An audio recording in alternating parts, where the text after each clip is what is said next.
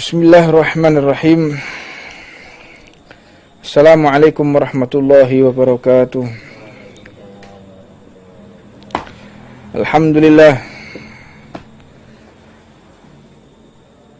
Alhamdulillahilladzi hadana bi'abdihil mukhtari man da'ana ilaihi bil itni wa qad nadana labbaika ya man dallana wa hadana. Shalla alaika Allahu bari'uka alladzi bika ya musyaffa'u khassana wa habana. Ma'a alikal adhari ma'ali sirika fahum sufunun najati himana. Allahumma salli wa sallim wa nukarrim wa nu'addim ala sayyidina Muhammadin wa ala alihi wa sahbihi ajma'in. Subhanaka la ilma lana illa ma 'allamtana innaka antal alimul hakim. Rabbi shrah li sadri wa yassir li amri wa hlul 'uqdatam min lisani yafqahu qawli. Tidak ada satupun kata yang lebih pantas kita ucapkan kecuali hanya bersyukur kepada Allah Subhanahu wa ta'ala. Mudah-mudahan setiap hari Allah menambahkan nikmatnya kepada kita, nikmat tersebut yang membuat kita semakin dekat kepada Allah Subhanahu wa ta'ala. Bukan menambahkan nikmat yang sehingga kita semakin jauh dari Allah. Minta kita ditambahkan segala kebaikan oleh Allah, minta ditambahkan segala apapun yang membuat kita bahagia, namun jangan sampai kebahagiaan itu membuat kita semakin jauh dari Allah. Banyak seseorang itu ingin berbahagia, namun kebahagiaan itu menuntun dia semakin jauh dari Allah. Maka mintalah kebahagiaan yang membuat kita semakin dekat kepada Allah. Jangan cuma kita meminta bahagia, namun kebahagiaan tersebut mendorong kita di tempat-tempat yang Allah tidak ridho, mendorong kita di tempat-tempat Allah murka kepada kita. Faliyatubillah min dzalik. Maka kebahagiaan kita yaitu ketika kita dapat beribadah kepada Allah. Kebahagiaan kita manakala kita bisa mendapatkan kesempatan untuk taat kepada Allah. Berbahagialah kita manakala kita bisa ibadah, manakala kita bisa sedekah, manakala kita bisa taat kepada Allah. Bahagialah, karena tidak banyak orang yang mendapatkan kesempatan bisa beribadah. Tidak banyak orang yang mendapatkan kesempatan untuk taat kepada Allah. Maka ketika kita bahagia dalam beribadah, tentunya Allah akan menambahkan kebahagiaan itu berupa apapun yang sehingga kita tidak terjerumus dalam suatu kehinaan. Berbahagia ini adalah hak kita, bahagia dalam apapun. Namun jangan kita bahagia yang sifatnya Allah murka. Di bulan Ramadan ini siapa orang yang paling bahagia? Yaitu orang-orang yang beriman kepada Allah. Siapa yang bahagia? Yaitu orang-orang yang dekat kepada Allah. Siapa yang bahagia? Mereka yang ada di alam kubur. Alam kubur diangkat oleh Allah azabnya, siksanya, sengsaranya alam kubur diangkat oleh Allah di bulan Ramadan. Maka yang paling bersedih ketika di bulan Ramadan ini yaitu mereka yang mendapatkan azab dari Allah di alam kubur. Siksanya mereka dikembalikan oleh Allah, azabnya mereka dikembalikan oleh Allah. Faliyatubillah min dzalik. Mudah-mudahan kita semua dijauhkan daripada siksa kubur, karena siksa kubur ini awal manzilah, pertama kali singgahan.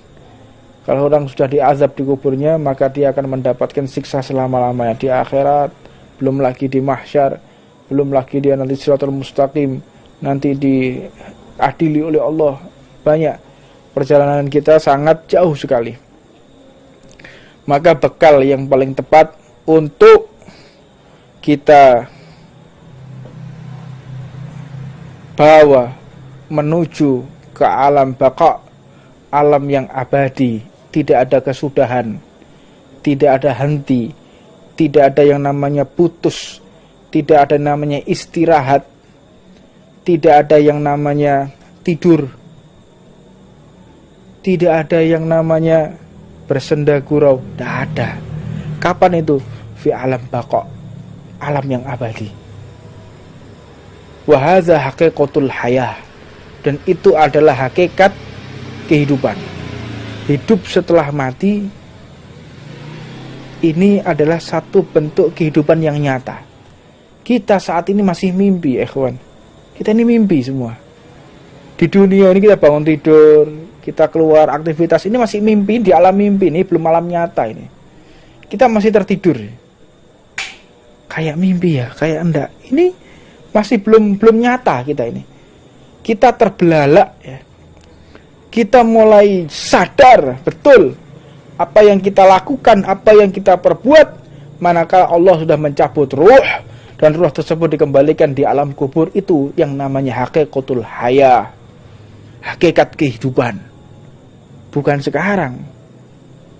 Sekarang ini hanya mampir, singgah sementara, sekejap. Maka jangan pertaruhkan waktu kita ketika di dunia ini yang hanya 1,2 menit. Ketika usia kita 60 tahun, ketika dikalkulasikan dengan umur akhirat, berarti usia kita 1,2 menit. 1 menit dunia ini seperti 50 tahun akhirat. Jadi kalau usia kita 60-70 tahun, berarti kita hidup di akhirat cuma 1,2 menit. Untuknya kita sabar. 1,2 menit ini sabar atas segala sesuatu yang telah Allah ujikan kepada kita, atas segala sesuatu yang Allah berikan kepada kita berupa sakit, kemelaratan, kesusahan, kesedihan. 1,2 menit, sabarlah. Sabar. Memang sabar ini adalah nisful iman.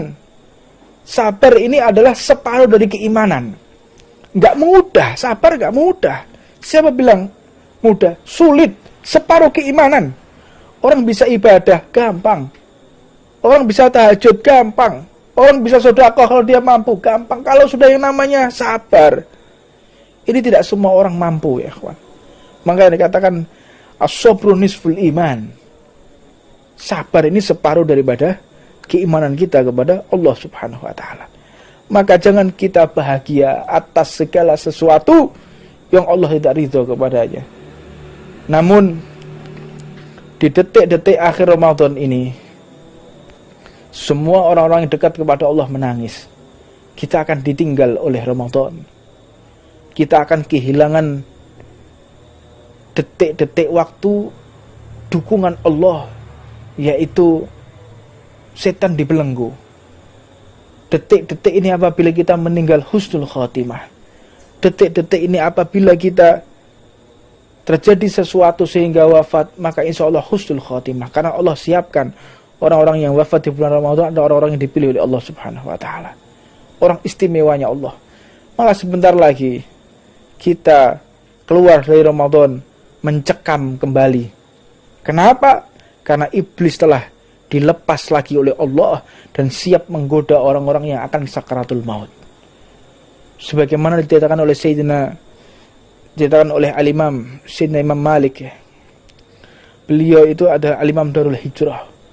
Beliau adalah guru daripada Imam Syafi'i, yang beliau tidak pernah buang air kecil maupun istinja berada di kota Madinah, tidak pernah sama sekali.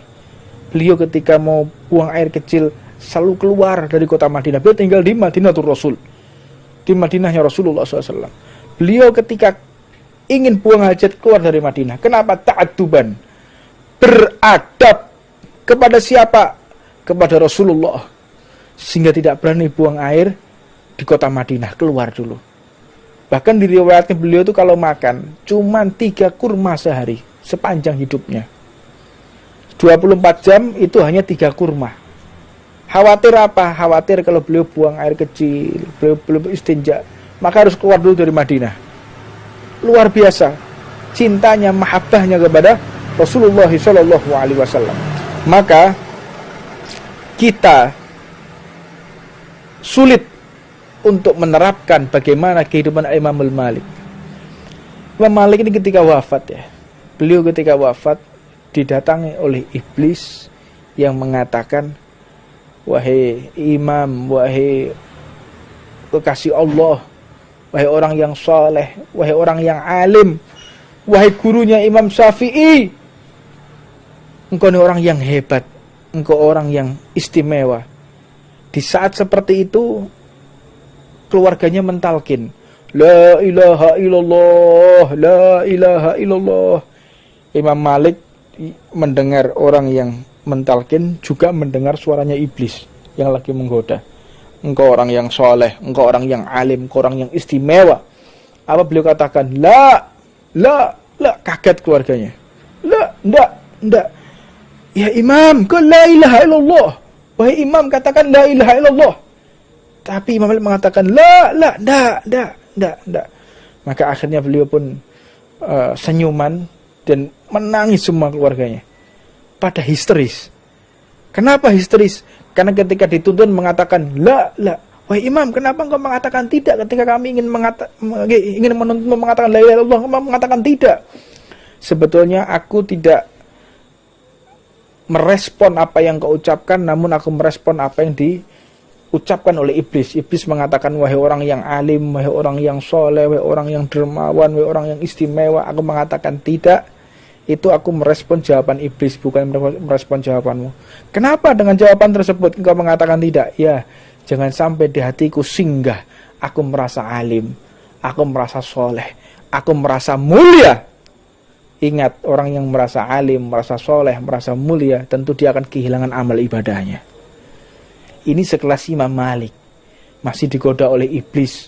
Apa sebab? Karena pada saat itu Allah masih membuka pintu kepada iblis untuk menggoda umat Rasulullah. Dan sebentar lagi iblis akan dibebaskan oleh Allah. Kalau kita keluar dari bulan Ramadan ini, maka kita berhadapan dengan iblis yang tidak dibelenggu oleh Allah. Kalau kita meninggal, siapa yang mentalkin? Ibliskah? Atau orang-orang yang soleh yang mendatangi kita? Semoga Rasulullah hadir di tengah-tengah kita sehingga mentalkin, menuntun kita, dan akhir usia kita dengan kalimat la ilaha illallah Muhammad Rasulullah, yang menuntun adalah Habibuna Muhammad sallallahu alaihi wasallam. Maka sekelas Imam Malik masih digoda oleh iblis. Bagaimana dengan kita? Apakah kita tidak khawatir apa yang akan terjadi dengan kehidupan kita ketika keluar dari bulan Ramadan? Mengkhawatirkan. Iblis mulai menggoda lagi, iblis mulai merayu lagi. Saat ini tidak ada setan, tidak ada iblis yang bisa membisikkan kepada kita. Hanya doktrin iblis yang kita lawan saat ini. Untuknya kesempatan yang mulia ini jangan kita sia-siakan. Detik-detik akhir daripada bulan Ramadan telah menghampiri kita. Nafas-nafas terakhir, hari-hari terakhir. Sebentar lagi kita akan ditinggal oleh bulan Ramadan. Maka akhiri bulan Ramadan dengan derayan air mata. Akhiri bulan Ramadan dengan penuh berharap kepada Allah akan dipertemukan dengan Ramadan yang akan datang. Mudah-mudahan ini bukan Ramadan yang terakhir buat kita. Kita bertemu lagi dengan Ramadan yang akan datang. Maka sifat orang yang munafik atau tidak itu terletak ketika seseorang mengakhiri bulan Ramadan. Kita saksikan nanti. Mereka yang jingkrak-jingkrak, mereka yang berjoget-joget ketika mendatangi atau merayakan Idul Fitri dengan musik yang diharamkan oleh Allah. Musik-musik yang bising. Mereka menari-nari, merayakan dengan bermaksiat kepada Allah. Sesungguhnya mereka telah merayakan apa yang dirayakan oleh iblis. Mereka telah merayakan apa yang dirayakan oleh iblis. Menari-nari, berjoget dengan suara bising, menggunakan sound system. Mereka berbahagia. Bahkan fal'iyadzubillah min dalik, mereka mempersiapkan minuman keras untuk menyambut Idul Fitri. La ilaha illallah. Inna lillahi wa inna ilaihi raji'un. Fal'iyadzubillah min dalik. Siapakah orang ini? Apakah jelmaan iblis? Mereka yang merayakan Idul Fitri dengan bermaksiat kepada Allah. merayakan Idul Fitri dengan menari-nari, bersuka cita, seolah-olah dia telah keluar daripada belenggunya. Yang keluar berbahagia, berjingkrak-jingkrak, berjoget-joget adalah iblis yang dikutuk oleh Allah, iblis yang dilaknat oleh Allah. Ketika akhir bulan Ramadan, takbir menggema, maka berjoget-joget. Fal'iyadzubillah min dzalik. Siapakah orang tersebut? Kemunafikan macam apa ini? Kebodohan macam apa ini? Mereka yang menggabungkan suara takbir dengan suara disko, menggabungkan suara kalimat tauhid, kalimat yang paling agung, dengan musik yang diharamkan oleh Allah. Fal'iyadzubillah min dzalik. Takbiran digabung dengan musik diskotik. La ilaha illallah. Ini kejahilan model apa ini? Ini kebodohan macam apa yang orang-orang semacam itu? Fal'iyadzubillah min dzalik. Musik yang dikutuk oleh Allah. Ini murtad loh orang seperti ini nih. Ini bisa keluar dari ajaran Allah. Orang yang menggandengkan kalimat tauhid, kalimat tahmid, Allahu Akbar kabira, walhamdulillahi katsira, dengan musik. Para musuhnya Allah, para musuhnya Rasulullah. Mudah-mudahan ini tersampaikan kepada semua saja yang ingin merayakan Idul Fitri. Jangan, boleh kita rayakan takbiran, boleh. Tapi jangan kau rayakan dengan musik yang dikutuk oleh Allah. Berbahagia boleh. Dengan apa? Dengan kita telah penuh menunaikan kewajiban yang telah Allah berikan kepada kita. Ini kadang-kadang aneh. Puasa tidak, ngerokok di jalan setiap siang, setiap sore, nggak punya malu ketika takbiran menggunakan sound system. Ini saya yakin jelmaan dari iblis yang dilaknat oleh Allah ini, orang-orang semacam itu. Kalau kita ingin melihat iblis yang dikutuk oleh Allah, lihatlah mereka. Fal'iyadzubillah min dzalik, tarku Ramadan, tarku shaim. Orang yang meninggalkan Ramadan, teman meninggalkan puasa bulan Ramadan ini, naudzubillah min dzalik.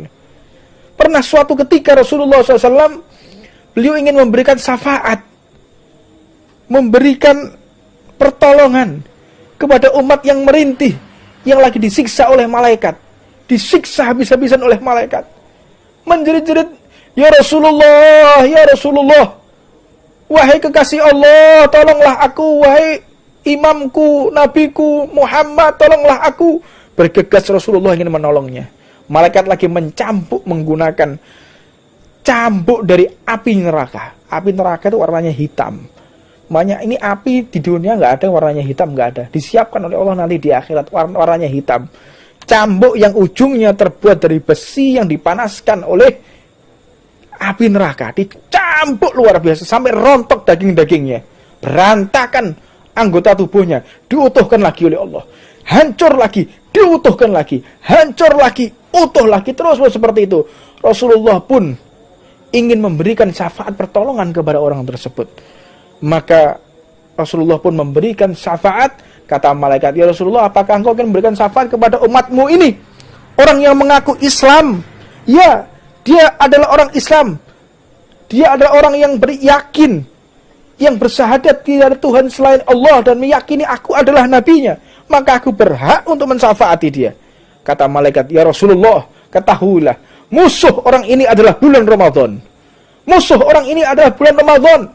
Dia tidak pernah malu ketika di bulan Ramadan dia terang-terangan makan, minum, ngerokok di hadapan masyarakat. Kata Rasulullah, aku angkat tangan, aku cabut syafaatku bagi orang-orang yang terang-terangan mereka di bulan Ramadan makan, minum secara terang-terangan, ngerokok terang-terangan, maka aku cabut syafaatku bagi mereka. Dan aku tidak akui mereka sebagai umat Rasulullah, tidak diakui. Orang yang terang-terangan. Fal'iyadzubillah min dzalik. pernah diceritakan ada seseorang anak kecil putra daripada salah satu seseorang yang bukan beragama Islam. Dia ini keluar membawa makanan. Anak kecil berusia 4 tahun, 5 tahun keluar bawa makanan, masuk di kerumunan orang yang lagi berpuasa. Dia lagi makan es krim. Anak kecil 4-5 tahun. Maka akhirnya orang tuanya pun lari dari rumah, dipanggil si anak. "Wahai anakku, kenapa engkau makan dan minum di hadapan orang yang berpuasa? Beradablah engkau. Meskipun kita tidak wajib, kita bukan beragama, tapi engkau harus menghormati. Harus menghormati orang yang lagi melaksanakan puasa. Hormati dia." Diambil si anak tadi. Beliau memohon maaf kepada orang berpuasa, orang Islam berpuasa. "Mohon maaf, karena anak saya tadi makan minum tidak menghormati kalian lagi berpuasa. Musameh. Saya maafkan, mau anak kecil mau apa ini." Enggak lama kemudian, si orang ini tiba-tiba malamnya didatangi oleh Nabi Muhammad SAW. Didatangi oleh Rasulullah dan diberikan gambaran, inilah surga, inilah neraka. Maka terbelalak, bagaimana caranya aku selamat dari neraka dan masuk ke dalam surga? Maka caranya yaitu engkau bersyahadat, bersaksi tidak Tuhan selain Allah dan aku adalah utusan Allah. Maka langsung yang mensyahadatkan adalah Nabi besar Muhammad SAW. Diberikan hidayah secara kontan oleh Allah di hari itu juga, karena telah melarang anaknya yang masih umur 4-5 tahun untuk tidak makan terang-terangan di hadapan orang yang lagi berpuasa. Luar biasa Ramadan ini. Jangan kita remehkan, jangan sembarangan. Ini bulan yang agung di hadapan Allah. Bulan yang sangat istimewa sekali. Maka untuknya, kalau memang kita tidak berpuasa, maka jangan terang-terangan. Saya ingatkan ya, kepada mereka yang non-muslim, yang bukan beragama Islam, kita ini digembar-gemborkan dengan toleransi antar umat beragama. Jangan intoleran. Kan gembar-gemborkan sekarang ini. Toleransi antar umat beragama. Itu orang-orang yang non-muslim. Mereka terang-terangan ngerokok, makan di pinggir jalan. Mana toleransinya mereka terhadap umat Islam? Mana toleransinya? Katanya harus toleransi antar umat beragama. Kok justru mereka yang intoleran? Kok justru mereka yang berbuat seperti ini? Ini bagaimana? Seperti orang yang menjilat ludahnya sendiri mereka itu. Orang kok intoleran, orang kok gak toleransi dalam beragama. Mana mereka yang berucap seperti itu? Kok diam saja ketika ada orang makan minum di hadapan orang yang berpuasa, ngerokok seenaknya di samping orang yang berpuasa? Mana toleransi antar umat beragama? Bahkan ada yang lebih konyol lagi. Beberapa saat yang lalu ada orang yang mengatakan kita yang berpuasa ini harus toleransi kepada orang yang tidak berpuasa. Yang berpuasa harus toleransi kepada orang yang tidak berpuasa. Nanti kita ini orang yang tidak meminum minuman keras, kita ini harus toleransi kepada orang-orang meminum minuman keras. Nanti nambah lagi, kita ini harus toleransi, kita ini orang-orang yang baik, nggak pernah mencuri, kita harus toleransi kepada orang-orang yang mencuri. Nanti nambah lagi, kita ini harus toleransi kepada orang yang suka membunuh. Meskipun kita bukan orang yang membunuh, nanti lihat kamu akan kualat orang-orang semacam itu. Engkau akan disakiti di dunia sampai di akhirat jika engkau membolak-balikkan pemikiran yang sesat semacam itu. Yang toleransi, yang harus menjaga diri, yang harus tahu diri ini orang-orang yang tidak berpuasa. Bukan orang yang berpuasa justru harus menghormati orang yang tidak puasa. Kok dibolak-balik ini loh. Dibolak-balik. Orang yang berpuasa harus menghormati orang tidak puasa. Ini bagaimana? Pemikiran yang semacam itu, faliyatubillah min dalik. Na'udzubillah. Maka kita pahami betul, majelis ta'lim ini adalah satu-satunya tempat untuk kita menghilangkan kontaminasi dari pemikiran-pemikiran yang salah. Kalau kita ingin kembali, ingin tahu mindset kita kembali jalan yang benar, maka satu-satunya pintu adalah majelis taklimnya Nabi besar Muhammad SAW. Mudah-mudahan kita semua diberikan pemikiran yang benar, pemikiran yang tepat, sehingga Allah benar-benar membuat kita orang yang benar atas perintah Allah, benar atas visi misi Rasulullah, bukan benar yang dimaksud atas visi misi para musuh-musuhnya Allah Subhanahu wa taala. Ini yang bisa saya sampaikan, mudah-mudahan Allah berikan manfaat, Allah berikan keistiqomahan, Allah angkat derajat kita, Allah maafkan dosa-dosa kita, dan akhir daripada 10 terakhir bulan Ramadan ini idkun minan nar, Allah menjadikan kita orang-orang yang terbebas dari api neraka. Allah maafkan dosa-dosa orang yang berbuat salah kepada Allah. Allah maafkan orang-orang yang berbuat zalim. Allah maafkan orang-orang yang berbuat dosa, yang berbuat maksiat. Mudah-mudahan kemaksiatan kita ditutup oleh Allah, aib kita ditutup oleh Allah, dosa-dosa kita ditutup oleh Allah di dunia sampai nanti di akhirat. Allah maafkan segala perbuatan salah kita, Allah maafkan segala perbuatan khilaf kita. Allah tutup usia kita dengan husnul khatimah, dengan dituntun langsung oleh Nabi besar Muhammad sallallahu alaihi wasallam. Rabbana atina fid dunya hasanah wa fil akhirati hasanah wa qina adzabannar. Allahumma barik lana fima baqi min Ramadan. Ya Allah, berkahi kami ya Allah di akhir bulan Ramadan ya Allah, di detik-detik bulan Ramadan ini ya Allah. Engkau berikan maafmu kepada kami ya Allah, Engkau berikan cintamu kepada kami ya Allah. Ya Allah, berikan semangat kepada kami untuk menghatamkan Al-Quran ya Allah. Ya Allah, kami yang belum hatam Al-Quran ya Allah, berikan semangat ya Allah. Ya Allah, tuntun kami ya Allah, berikan semangat kepada kami ya Allah untuk menghatamkan Al-Quran ya Allah, sehingga kami keluar dari bulan ini ya Allah tidak menyia-nyiakan Al-Quran ya Allah. Sehingga kami di bulan ini ya Allah, jangan sampai ya Allah kita meninggalkan Al-Quran ya Allah. Ya Allah, tutup usia kita dengan husnul khatimah ya Allah. Ya Allah, demi Quran ya Allah. Ya Allah, demi Quran ya Allah, tutup usia kami ya Allah dengan husnul khatimah ya Allah. Ya Allah, demi Quran ya Allah, demi Quran ya Rabb, terangi alam kubur kami ya Allah, terangi alam kubur umat Islam ya Allah, terangi alam kubur kedua orang tua kami ya Allah, terangi alam kubur semua santri-santri kami ya Allah, terangi alam kubur segenap umat Nabi Muhammad ya Allah. Ya Allah, jadikan Quran ya Allah fi amamina ya Allah, jadikan Quran di hadapan kita ya Allah sebagai penuntun kami ya Allah, sebagai penghias amalan kami ya Allah. Jadikan Al-Quran ya Allah yang paling keluar, yang paling sering keluar dari lisan kami ya Allah. Ya Allah, jadikan ya Allah mata kami yang paling sering untuk melihat Al-Quran ya Allah. Ya Allah, jadikan ya Allah wajah kami yang paling sering dilihat oleh Al-Quran, dan wajah kami yang paling sering melihat Al-Quran ya Allah. Ya Allah, jadikan Al-Quran cinta kepada kami ya Allah. Jadikan Al-Quran cinta kepada kami ya Allah, dan kami pun cinta kepada Al-Quran ya Allah. Ya Allah, jadikan Al-Quran ya Allah sebagai syafaat kita ya Allah, syafaat kami ya Allah, syafaat kami di alam kubur, sahabat kami di alam kubur, dan sahabat kami ketika Engkau bangkitkan kami ya Allah.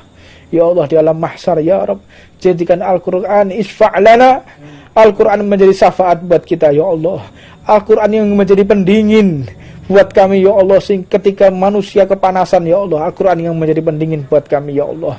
Ya Allah, jadikan Al-Quran sebagai pendamping kami, sahabat kami, sebagai peneman kami ya Allah ketika nanti di surga-Mu ya Allah. Jangan jauhkan kami dari Al-Quran ya Allah, di dunia maupun nanti di akhirat ya Allah. Jadikan Al-Quran dapat kita baca di alam kubur ya Allah. Jadikan Al-Quran ya Allah bisa tetap kita baca ya Allah ketika di mahsyar. Jadikan Al-Quran ya Allah tetap dapat kita baca ketika nanti di surga-Mu ya Allah. Ya Allah, jangan halangi mata kami untuk melihat Al-Quran ya Allah. Meskipun mata kami berlinangan dengan maksiat ya Allah, tapi jangan Kau haramkan mata kami untuk melihat Al-Quran, membaca Al-Quran dan menerapkan Al-Quran di kehidupan kami ya Allah. Ya Allah ya Rahmanu ya Rahim, ya Allah ya Rahman ya Rahim, ya Rahim al-masakin, ya Dzal Quwwatil Matin. Ya Allah, Engkau ya Allah yang Maha Dermawan ya Allah, Engkau yang Maha kasih sayang kepada segenap umat Nabi-Mu ya Allah. Ya Allah, detik-detik hari Ramadan telah menghampiri kami ya Allah. Ya Allah, jadikan kami termasuk di catatan para malaikat-Mu yang telah Engkau ridhoi ya Allah. Ya Allah, tuntunlah kami ya Allah ketika keluar dari bulan Ramadan ini ya Rabb. Ketika keluar dari bulan Ramadan ini ya Allah, kami tidak semakin jauh kepadamu, tapi semakin dekat kepadamu ya Allah. Ya Allah, jadikan kami ya Allah manusia yang bermanfaat untuk keluarga, untuk saudara, untuk agama dan bangsa ini ya Rabb. Ya Allah, ya Allah, kami tidak khawatir ya Allah apa yang terjadi ketika kami di kehidupan ini ya Allah, tapi yang paling kami khawatirkan ya Allah, bagaimana hakikatul hayah, bagaimana kehidupan kami setelah kematian ya Allah. Bukan kehidupan yang fana ini ya Rabb, ya Rabb. Selamatkan kami di dunia sampai nanti di akhirat ya Allah. Hanya Engkau ya Rabb yang mampu, yang berkehendak dengan wasilah Nabi Muhammad sallallahu alaihi wasallam ma'alamana wa habibana Umar sallallahu alaihi habib al-kutub al-arif billah sayyidina al-habib Umar Muhammad sallallahu alaihi wasallam wa habibana Ahmad Jamal bin Abi Nabar wa syekhuna wa sayyidina Muhammad Ibrahim sallallahu alaihi Ahmad rahmatullah wa sayyidina usulah wa afur ajma'a wa itisah al-zambal wa zubika wa ila hadratin Nabi Muhammad sallallahu alaihi wasallam sir al-Fatihah. Bismillahirrahmanirrahim. Maliki yaumiddin. Ghairil maghdubi 'alaihim waladdallin. La ilaha illallah Muhammadur Rasulullah. La ilaha illallah Muhammadur Rasulullah. La ilaha illallah Muhammadur Rasulullah. Ada pertanyaan, Fadhil? Ada yang mau ditanyakan? Ada pertanyaan?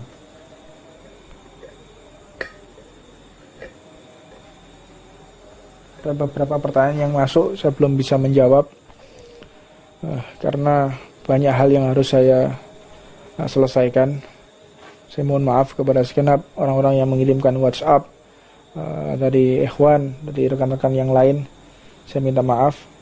Mungkin insyaallah biiznillah, izin Allah, kita besok akan live lagi dan saya akan khusus menjawab pertanyaan semua yang telah masuk kepada kami insyaallah. Untuk yang ada di sini mungkin ada yang mau ditanyakan, silakan.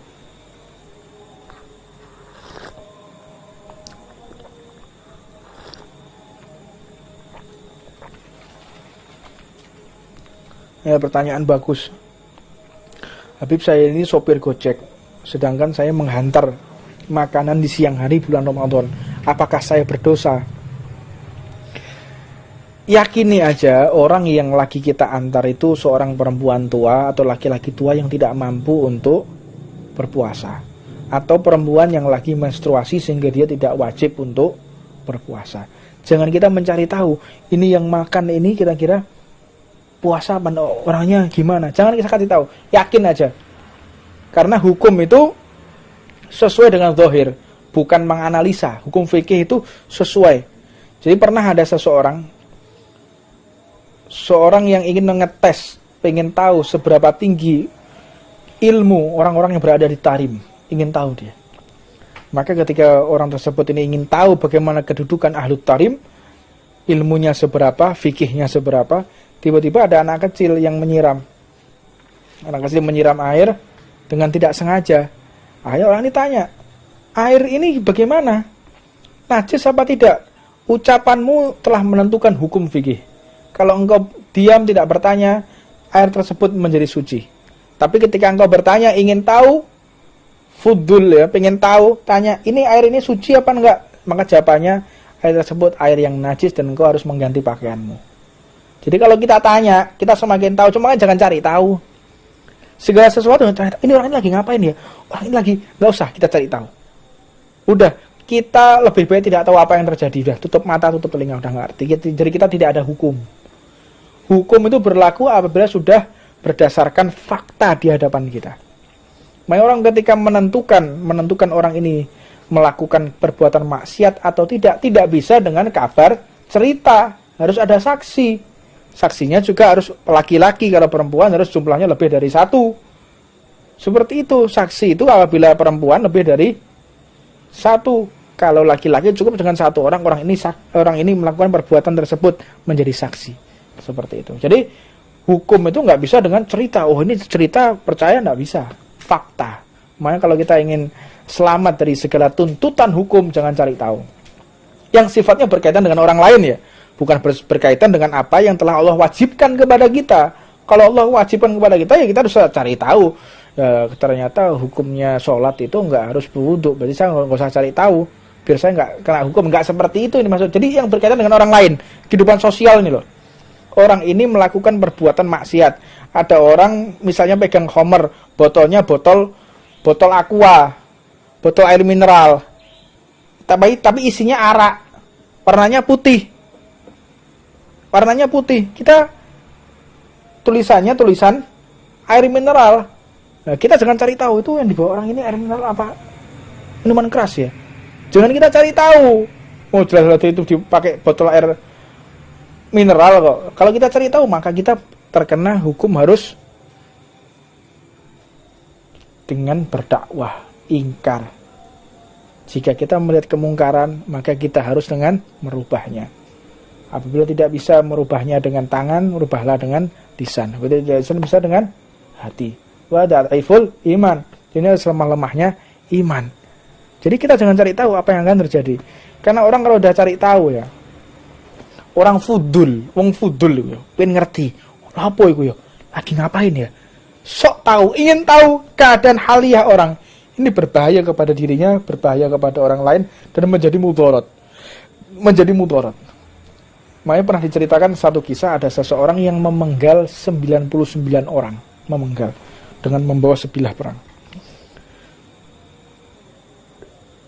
Si Fulan ini dia berikan amanat oleh gurunya. Wahai santriku, jangan kau bertanya kepada siapapun yang itu bukan urusanmu. Gak usah cari tahu yang itu bukan urusanmu. Tutup mulut. Maka akhirnya si orang ini, si perampok ini, pembunuh begal ini, telah membunuh 99 orang. Tanya kepada satu orang, seorang rahib, pemuka agama, bukan dari golongan orang Islam, tanya, saya telah menyembelih 99 orang. Bagaimana menurutmu? Aku ini diampuni atau tidak?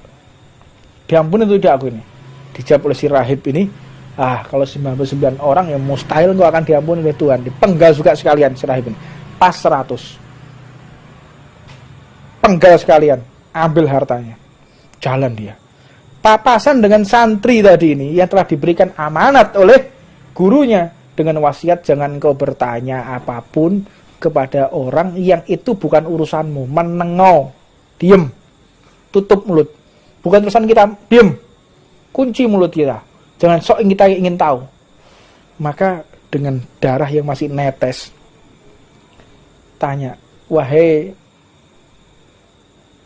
engkau yang aku lihat kalau dari pakaianmu seorang santri, bagaimana menurutmu? Aku ini orang yang diampuni atau tidak oleh Allah? Ya, jika engkau bertaubat, engkau diampuni. Terus dilihat-lihat sama dia. Kamu nggak tanya apa yang terjadi kepada pisau ini? Enggak, itu bukan urusanku kok. Untung kamu nggak tanya. Kalau kamu tanya, aku tebas juga kepalamu. Ini darah manusia sudah saya tebaskan 100 kepala. Kalau kamu tanya, saya juga tebas juga kepalamu sebagaimana orang-orang yang sebelumnya. Orang sebelumnya itu tanya kepadaku, itu yang ada di tangan kananmu itu apa? Kok pisau berlinangan darah seperti itu? Dengan pertanyaan itu aku sekalian tebas kepala mereka. Makanya lek gak takok iku selamat. Orang kalau tidak ingin tahu itu selamat. Orang kalau tidak banyak tahu itu selamat atas haliah orang. Makanya jangan cari tahu urusannya orang. Itu kayaknya lagi cerai ya. Itu kayaknya punya selingkuhan ya. Ngapain? Ngapain? Allah telah menutup aibnya dia terhadap kita. Untuk apa kita cari tahu? Apa manfaatnya buat kita? Allah telah tutup aibnya orang lain terhadap kita kan? Kita kan nggak bisa melihat aibnya orang lain. Untuk apa kita cari tahu? Oh itu beli mobil baru, uang dari mana ya? Kira-kira untuk apa? Apa manfaatnya buat kita ini? Fudul ini. Sok ingin tahu, nggak ada manfaatnya. Makanya jangan kita mencari tahu apa yang terjadi di sekeliling kita. Ada orang mau inilah mau apa meneng aja wis. Ini zaman-zaman sukutut dahab, meneng selamat. Ini zaman-zaman yang kita diam selamat.